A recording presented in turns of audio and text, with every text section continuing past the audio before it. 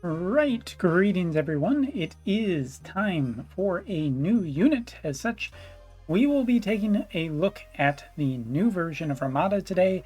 And bear with me in this video because while I have done a little bit of checking of stuff, there's a bunch of things to remember, so I'm not going to remember all of them. And I'm going to be checking with a quick translation app just so that I can get it straight in my head and remember everything that we need to talk about. But yeah, new Ramada is here. Astrologist Ramada seems to be the title that I think I will be referring to her as.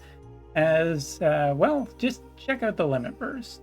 The limit burst to me very much screams Astrologist, and I think that's a good fit for her. I think it's a cool, distinguishing. How do I say this? It's just something to distinguish her from the other units. All right. So, we have a whole bunch of things to talk about with this character, starting with her trust mastery. Because her trust mastery will probably be at least a little noteworthy. I mean, it does have 5 agility on it. It does have 5 defense. It does have 10 spirit, 18 critical. I mean, there's a lot of good stats on this already for a piece of armor. Armors are usually less intriguing than accessories a lot of the time, but I think this one with this should be at least a little bit more interesting. A 4-turn AP regeneration, but it's not just AP regen, it's actually AoE AP regen. So this is a little bit of bells, and the reason I also say that is because it's small AP regeneration, so it's not as good as bells. Bells is medium, but even the fact that this is just AoE and it's 4-turn isn't terrible, given that you could stack maybe more AP. Maybe that's a general way to free up some space. I mean, some of the best units do have AP generation, but I think this trust mastery probably could go down being pretty good. I want to say it's going to be pretty good, but yeah. So starting off with that, next up, as we've shown off her limit burst animation, but one more time never hurts. Now this limit burst is a increase physical damage to self for 3 turns, deals extra large damage to targets within range, halves CT, and increases own CT, which is an interesting tempo play. This is pretty damn good range on this. I think that, this is probably going to be one of our higher priority attacks. We'll put a pin in that, just remember that for a little bit later, because we need to check out her stats. And today we have our Thunder-based party. You can see our friend Ramada is up. So let's take a look at one of our better units. I'm going to pick Thunder Astrologist for this, even though he does have TMR runes on, so keep that in mind. But in this party, 1656 attack, 29 defense, 109 speed, 1330 for HP is good. Now let's take a look at Ramada for comparison. Now, he does not have TMR runes, and she does have the Hermes sandals plus a TMR with extra speed. So that is a whole bunch of considerations we put in here. But I think she matches up relatively similar given the vision card spread here of 12k HP without runes seems pretty good. It is what you would expect from a newer unit. 1500 attack is generally lower, but as some people have noted, some of her attacks are piercing attacks, which isn't terribly surprising. And that does mean that her damage is going to be a little bit pound for pound slightly better. Interestingly, with this build, she is a little bit better towards Spirit. Accuracy is not super amazing. Does have some evasion, but again, mostly from equipment. And agility is, I would say, respectable, given that, this is always a factor here. And I kind of got to subtract that to compare to other units, and the fact that most people won't have that. But I think it's overall pretty good. Now, 35% single target resistance and 50 AoE means that she will be better into AoE with the current combination. but seems pretty flexible for dealing with both. Taking a look down what she actually has for resistance, interesting combination, starting off with 39% slashing, 20% piercing, 10 into strike, 3 into shooting, and 35 into magic. I think it's a really, really decent spread for resistances. If we just go back, take a look at Thunder Astrius in this party, you can see that definitely some of the vision cards and whatnot are contributing a little bit to our overall positivity, but I'd say that she has the resistances where it counts, and you can potentially leverage that against what is currently good. You'll also notice that we have Berserk, we have Disable, or Don't Move, Frostbite, Blind, and just a little bit of Curse resistance, which is all pretty interesting little mix. Of course, equipment does matter, but does need to be brought up.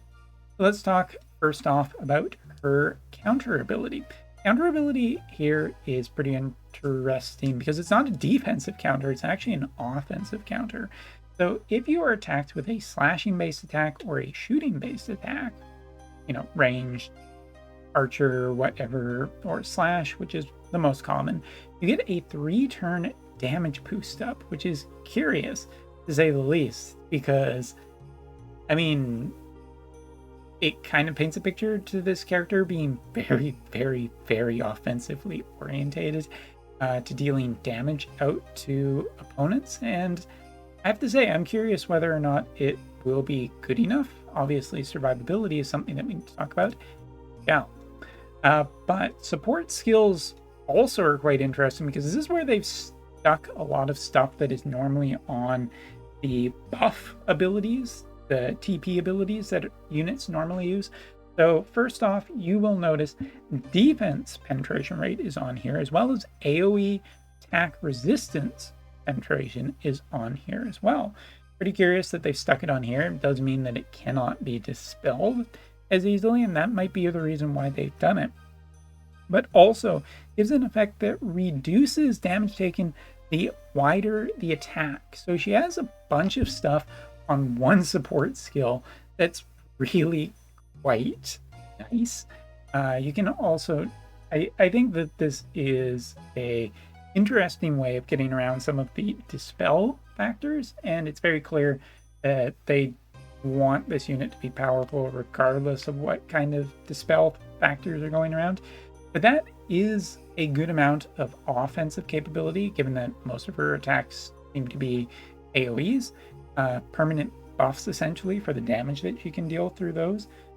But then there is a little bit of survivability, and that's one of the things I think we are looking for, given that so much of her kit seems offensive. Here, critical chance up as well as AP cost down.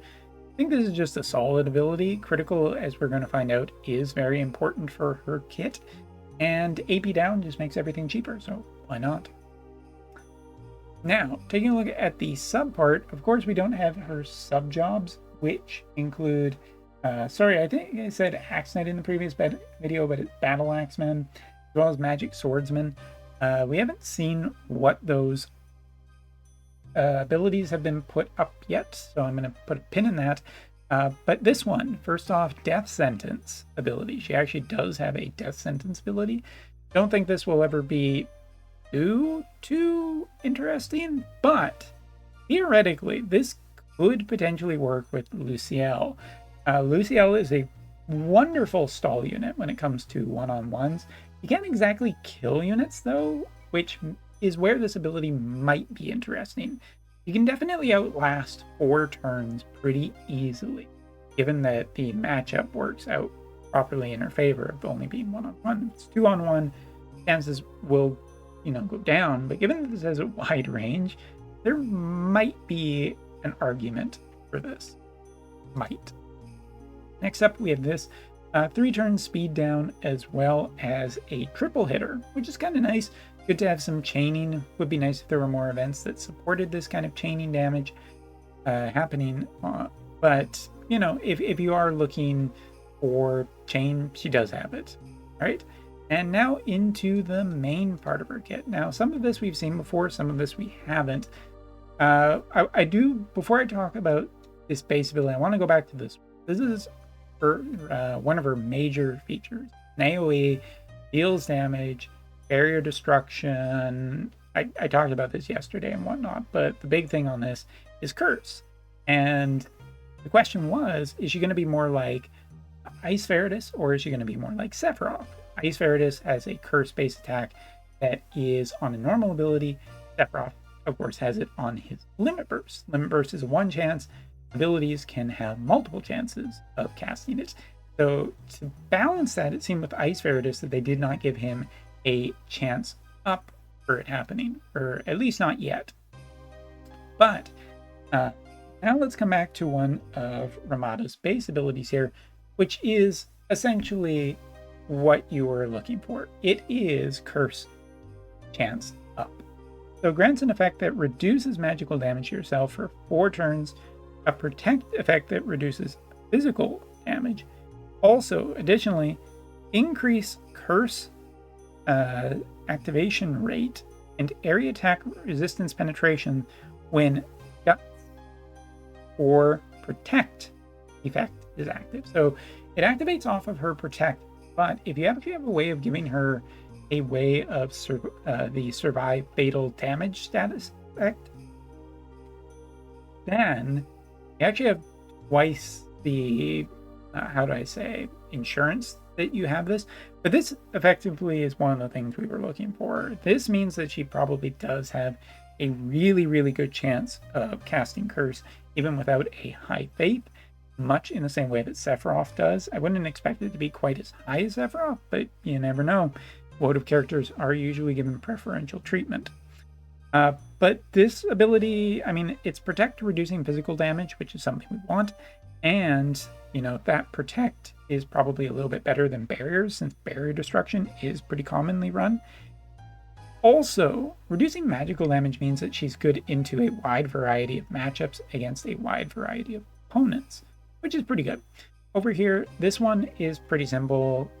Critical, get CT up, and, you know, small chance of damage, short range, but low cost AP, bad ability. Next up, this is another ability, one of her support ones that we have not seen before, and it is pretty interesting. Raises single target resistance and critical hit rate of allies within range centered around you for 4 turns. Gives an effect of recovering AP when a critical hit occurs. Allows you to survive and recover AP even if you receive lethal damage. Adds an effect that absorbs a portion of the HP damage dealt. There's a lot to unpack here in this ability. First off, I mean, you're getting HP restoral off a potentially insanely strong attacker for 4 turns. That's just a lot of healing, providing her survivability is good enough. But then you also look at some other stuff. The interesting thing is that recovering from surviving fatal damage is that Immortal Spirit, Guts, survive lethal damage effect that we were talking about earlier. But there's a caveat here that you're also getting an AP recovery, which is a little bit of a boost to that. And yeah, sure, why not? I mean, I wouldn't say that it's been the strongest status effect. I'd say that it's kind of not, like, it is present. There are units that can get around it, but here, if it does work, you are getting something else, and you do have Protect to potentially back it up. Also, another source of single target resistance for you and other units that would not go, you know, unwanted. It would definitely something that is interesting, but a lot of AP recovery for a combination of mix that she does have, you know, AP cost down in her kit. Feels like she should be pretty good in most cases. Now, this ability, one that we haven't seen, but is a single target. Now, here it is a 3 consecutive hit large damage, so it is potentially quite the powerhouse. After reducing target's critical damage resistance for 3 turns, which is something that is kind of different from what a lot of other units are toting nowadays. Also reduces the target's weakness resistance for 3 turns, given that, again, there have been some really anti-debuff units. That could be a case for Ramada to, excuse me, and a hiccup there, shine a little bit more than some others.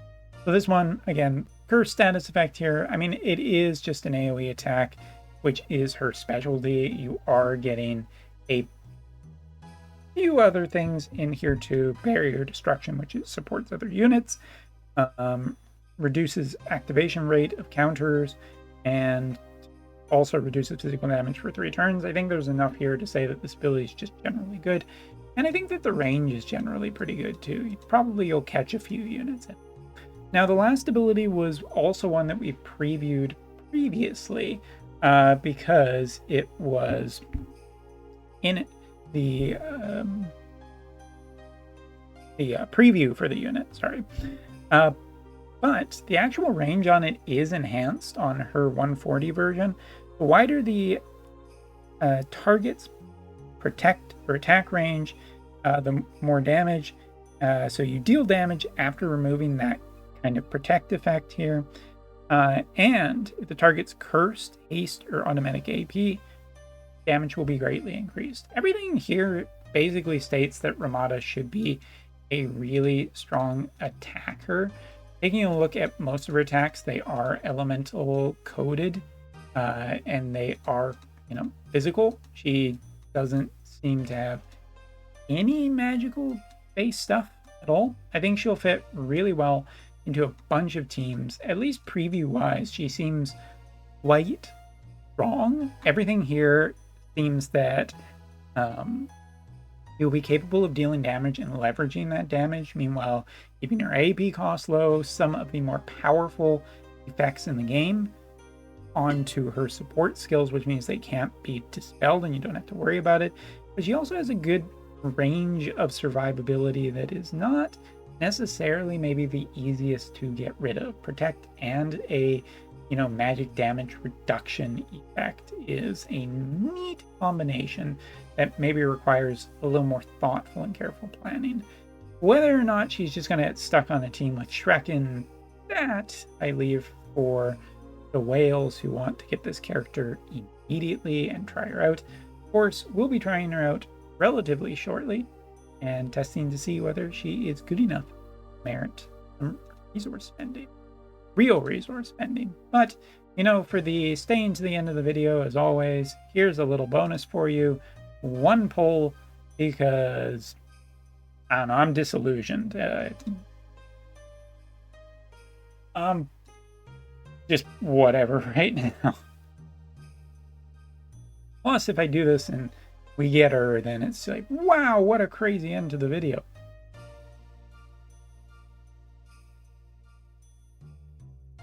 Definitely doesn't look like an amazing chance here. I would like the video to be under 20 minutes because it's faster. I'm just ranting. All right, here we go. Is there hope? And that's all for this video. See you soon with some tests. Later.